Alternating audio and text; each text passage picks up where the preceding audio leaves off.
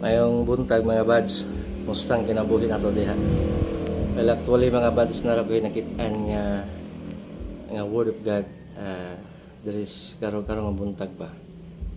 Sa Mark chapter 4. Ingon si Jesus ba nga let us cross over. So, kuyog usually malakaw na Jesus kuyog yung mga disciples, no? So pag crossover nila, unexpectedly na storm nga nabot sa middle sa ilang journey pag tabok sa pikas nga island. And then ang good thing dito mga buds kay kuyog nila si Jesus. Ang promise ni Jesus yung napitan niya siya nga let us cross over.